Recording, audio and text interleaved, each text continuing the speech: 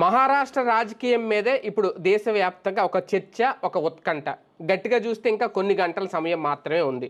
4వ తేదీన అభ్యర్థిని ప్రకటిస్తారనేది, 5వ తేదీన ప్రమాణ స్వీకారం జరుగుతుందనేది. కానీ ఎందుకు ఈ తాత్సారం అనేది? అలాగే భారతీయ జనతా పార్టీ ఆడుతున్న మైండ్ గేమ్ అనుకోవాలా, లేదంటే భారతీయ జనతా పార్టీ చేస్తున్న రాజకీయం అనుకోవాలా? షిండేని ఒప్పించి మెప్పించలేకపోతున్న పరిస్థితి ఏమన్నా అక్కడ కనిపిస్తుందా? భారతీయ జనతా పార్టీకి ఇప్పుడు మహారాష్ట్రలో గెలుపు చాలా సునాయాసంగా వచ్చేసింది, గెలిచేసిందని అనుకుంటే అక్కడ కూటమిగా ఉండి అభ్యర్థి విషయంలో, సీఎం అభ్యర్థి విషయంలో ఎటు తేల్చుకోలేకపోతున్న పరిస్థితి ఎందుకు వస్తోంది? ఇదే అంశం మీద చర్చించే ప్రయత్నం చేద్దాం. సార్, కావాలని ల్యాగ్ తీసుకుంటున్నారా, లేదంటే భారతీయ జనతా పార్టీ కూడా ఇక్కడ విధి విధానాలు భారతీయ జనతా పార్టీకి సంబంధించి ఇందులో కూడా ఏమన్నా ఉన్నాయా? చూడాలా? ఎందుకు ఈ జాప్యం?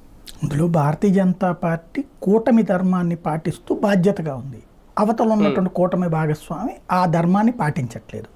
ఇప్పుడు ఎన్నికలకు ముందు నువ్వేం చెప్పావో అదే ఫైనల్ కదా. ఇప్పుడు గతంలో ఉద్ధవ్ థాకరేతో ఎందుకు విడిపోయారు? వాళ్ళిద్దరూ కూర్చుని అప్పుడు మాట్లాడుకున్నది ఏంటి? 144 సీట్లు 144 సీట్లు పోటీ చేయాలని.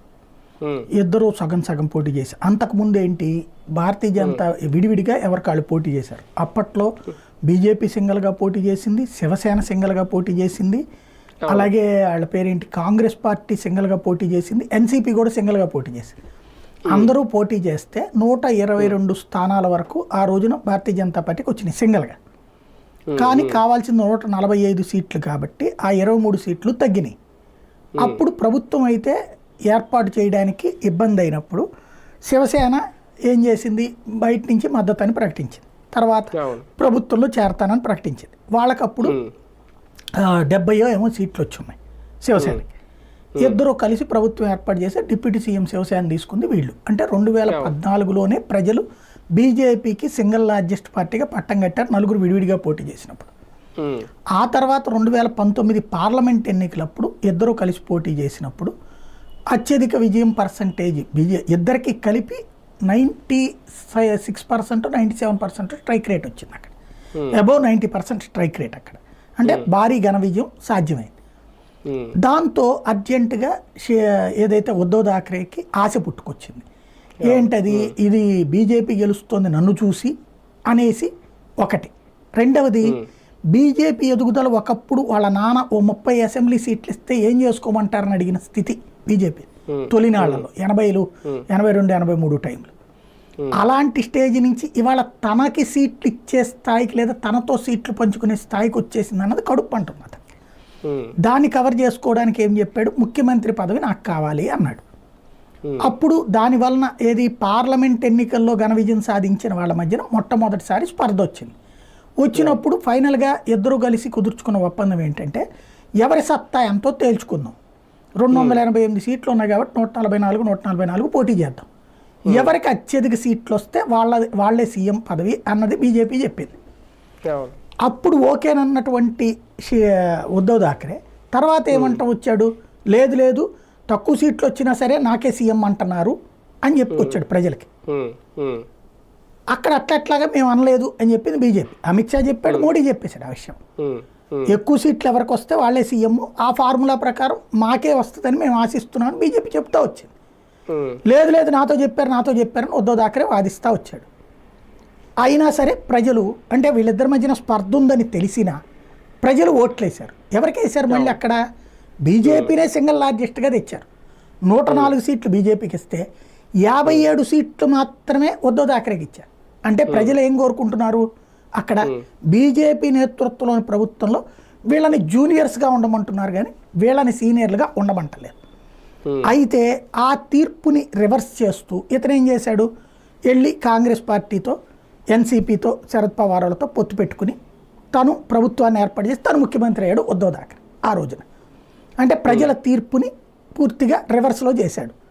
అయితే దానికి వ్యతిరేకంగా పోరాడినటువంటి వాడే షిండే, ఇవాళ గొడవ చేస్తున్న షిండే.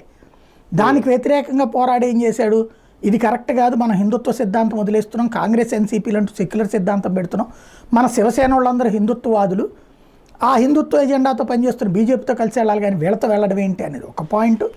రెండవది, తన కొడుకు కోసం అంటే ఆదిత్య థాకరేని మంత్రిని చేసుకోవడానికో, అంటే బీజేపీ అప్పుడు ఏం చెప్పింది, ఇద్దరిలో ఎవరో ఒకళ్ళే అంది. అయినా సరే దాంట్లో ఉద్ధవ్ థాకరే ఏం చేశాడు, తను ముఖ్యమంత్రి తన కొడుకుని మంత్రిని చేసుకున్నాడు. అది బీజేపీ యాక్సెప్ట్ చేయదు. దాని కారణంగా భారతీయ జనతా పార్టీతో విభేదించున్నాడు. కాబట్టి అట్లాంటి తన కొడుకు కోసమని శివసేనలో మా అందరి జాతకాలని తాకట్టు పెడుతున్నాడు ఆయన. కాబట్టి నేను బయటకు వస్తున్నానని చెప్పి 41 మంది ఎమ్మెల్యేలు ఏకంగా 57లో 41 మంది ఎమ్మెల్యేలు అతనితో వచ్చేసారు. అతను వచ్చి బీజేపీతో కలిశాడు. అక్కడ భారతీయ జనతా పార్టీ తనకేమన్నా ముఖ్యమంత్రి హామీ ఇచ్చేమన్నా తీసుకొచ్చిందా? లేదు. అతను ఆ రోజున ప్రకటించింది ఏంటి, భారతీయ జనతా పార్టీకి మద్దతు ఇస్తే భారతీయ జనతా పార్టీ నేతృత్వం ప్రభుత్వం అధికారంలోకి వస్తే చాలన్నాడు. సరే, అంత వినమ్రంగా ఉన్నాడు కదా అని బీజేపీ ఏం చేసింది, మరాఠీ ఫేస్ కదా అని చెప్పి అతన్నే ఏకంగా సీఎం చేసేసింది. అది అతనిలో ఒక కొత్త ధైర్యాన్ని, కొత్త ఉత్సాహాన్ని ఇచ్చింది. అది తను సీఎంగా చివరిదాకా ఉన్నాడు. అయితే శివసేన పార్టీ ఓ రకంగా అతని పరం అయ్యింది అంటే గుర్తు, శివసేన పేరు, సింబలు ఇవన్నీ అతనికి ఎట్టొచ్చినాయి, బీజేపీ సపోర్ట్ ద్వారా వచ్చినాయి. సెంటర్లో వాళ్ళు ఉంది కాబట్టి, ఈసీ మీద సెంటర్లో బీజేపీ పలుకుబడి ఉంటుంది కాబట్టి. అట్లాగే షిండే ఇదే అజిత్ పవార్, శరద్ పవార్ నుండి యువతరకి చీలొచ్చినోడు, 2 సార్లు బీజేపీని మోసం చేసినోడు, అతను కూడా పార్టీని చీల్చొస్తే అతనికి శివసేన ఒరిజినల్ అంటే శివసేన వ్యవస్థాపకుడి కొడుక్కి వారసత్వం దక్కల, షిండేకి దక్కి ఎన్నికల సంఘం. అట్లాగే ఇక్కడ శరద్ పవార్ వ్యవస్థాపకుడు ఎన్సీపీకి, ఆయనకి పార్టీ దక్కల, ఇటు ఈయనకి దక్కింది. లైక్ తెలుగుదేశం పార్టీ వ్యవస్థాపకుడు ఎన్టీఆర్కి కాకుండా చంద్రబాబుకి వెళ్ళినట్టు నడిచింది ఇక్కడ కూడా. అయితే అదంతటి వెనకాల ఎవరున్నారు, బీజేపీ హస్తం ఉంది. సరే నడిచింది. ఎలక్షన్లో అప్పుడు ఏమన్నారు, ఎంత వచ్చింది, ఎలక్షన్ల రోజున ఇచ్చిన ఫార్ములానే కదా ఫైనల్. ఎలక్షన్ రోజున ఫార్ములా ఏంటి, 151 స్థానాలు బీజేపీ పోటీ చేసింది, శివసేన పోటీ చేసింది ఎన్ని, 80. అవతల వాళ్ళు ఒక 50, ఏది 50-55 చేశారు. ఏది అజిత్ పవార్ అంటే వాళ్ళిద్దరినీ సెకండ్ జూనియర్ కిందన, అదే ఒక జూనియర్ ఫస్ట్ జూనియర్ కిందనేమో షిండేని శివసేనని, రెండవ జూనియర్ కిందన అజిత్ పవార్ని ఎన్సీపీని అనేది ముందే డిసైడ్ అయిపోయింది కదా. అక్కడ సీఎం రేస్లో మేము లేవని చెప్పేశారు కదా వీళ్ళిద్దరు ముందే. ఈవెన్ ఫడ్నవీస్ కూడా చెప్పాడు నేను రేస్లో లేని, తర్వాత అయిపోయాక సెట్లను బట్టి డిసైడ్ చేస్తారు అధిష్టానం అని. అధిష్టానానికే వదిలేశారు వీళ్ళిద్దరూ కూడా వీళ్ళ అధిష్టానం కింద బీజేపీ అనే చెప్పారు. దెన్ అయిపోయాక ఇప్పుడు కనుక బీజేపీకి ఒక 60 వచ్చి, షిండేకి కనుక 90 వచ్చి, అక్కడ అతనికి కూడా 40 వస్తే అప్పుడు ప్రభుత్వం ఏర్పాటైతే కనుక అజిత్ పవార్కి, అప్పుడు షిండే సీఎం అడగడంలో తప్పు లేదు. కానీ ఇక్కడ పోటీ చేసిన దాంట్లో 90% స్ట్రైక్ రేట్తో గెలిచింది బీజేపీ, 132 స్థానాలు గెలుచుకుంది. అలాగే బీజేపీ తను తీసుకున్న సీట్లలో మిత్రపక్షాలకు ఇచ్చింది ఒక 6 డజన్, అందులో 5 గెలిచారు వాళ్ళు.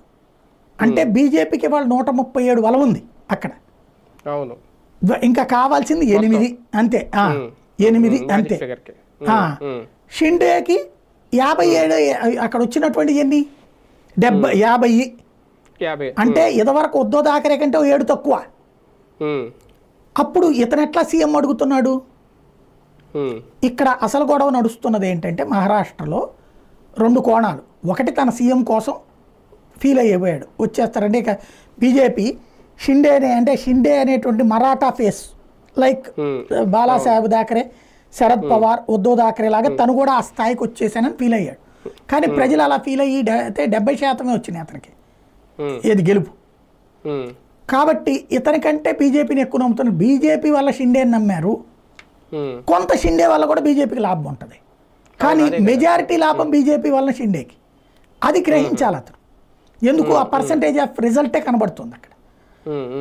కాంగ్రెస్ పార్టీ బీజేపీ నువ్వా నేనని పోటీ పడిన దాంట్లో 98% స్ట్రైక్ రేట్ కొట్టింది అక్కడ బీజేపీ. షిండే వర్సెస్ కాంగ్రెస్ దాంట్లో ఇతను 50% 60% అని కొట్టాడు అజిత్ పవార్ది అయినా సరే. కాబట్టి అక్కడ పాయింట్ తేడా ఉంది. అతనికి ఏంటి ఇక్కడ అసలు విషయము, తను సీఎం కావడం సాధ్యం కాదని అర్థమైపోయింది. తన పైత్యం ఏంటి ఇప్పుడు, తన కొడుకుని డిప్యూటీ సీఎం చేయాలని. షిండే ఉద్ధవ్ థాకరే కొడుకు ఆదిత్య థాకరే సీఎం కావడాన్ని వ్యతిరేకించినోడు, వాళ్ళ కొడుక్కి మినిస్టర్ ఇవ్వడం ఏంటని వ్యతిరేకించినోడు, తను మాత్రం తన కొడుక్కి డిప్యూటీ సీఎం కావాలంటున్నాడు.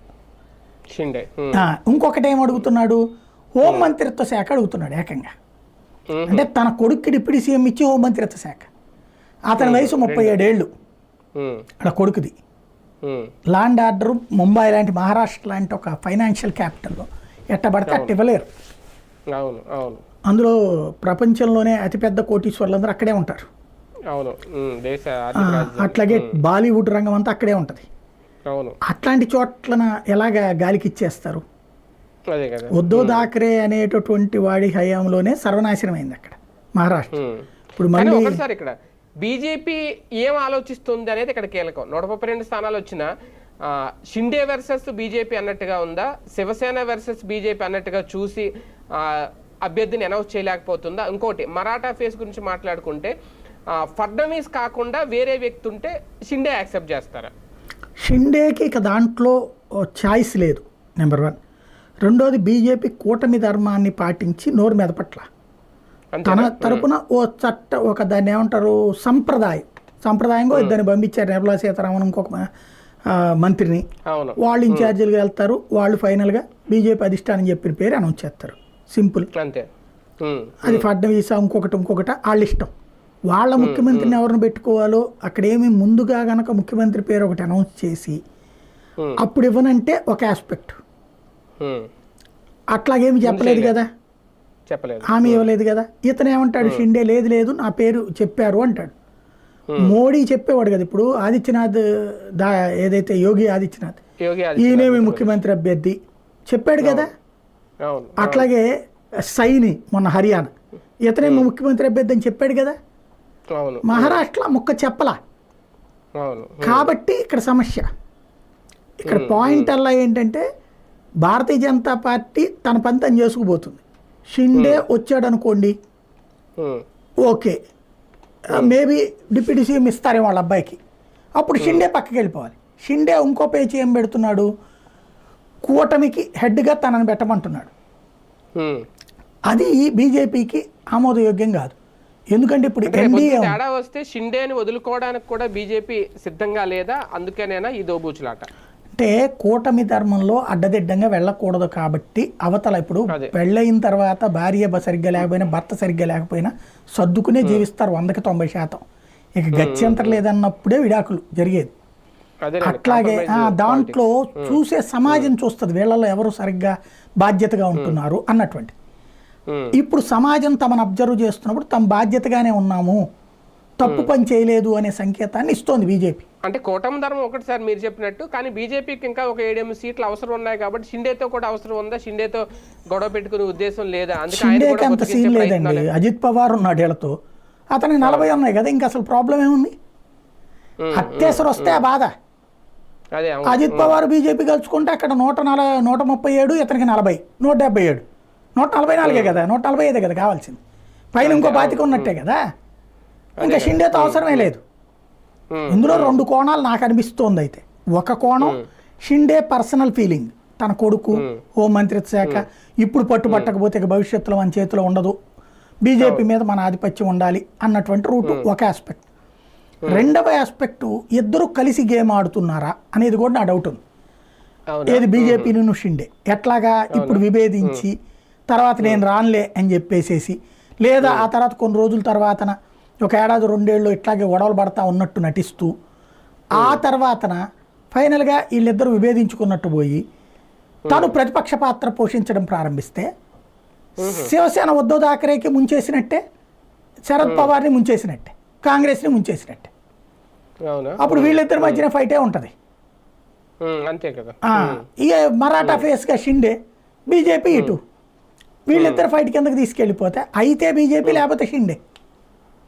ఇప్పుడు చూడండి, మీకు అలాంటి ఒక ఇంటర్నల్ అండర్స్టాండింగ్ అమ్మాయి దగ్గర ఉంటుంది, మమతా బెనర్జీ. మమతా బెనర్జీ బీజేపీ వాళ్ళని ఏం చేసినా సరే అయితే బీజేపీ లేకపోతే మమతా బెనర్జీ. కమ్యూనిస్టులు కాంగ్రెస్ను దొక్కేశారు అట్లాగా జాగ్రత్తగా. ఇదొక గేమ్స్ కూడా ఉంటాయి, బయటికి కనబడవి. అలాంటి రాజకీయ జూదం ఆడుతుండొచ్చు కూడా.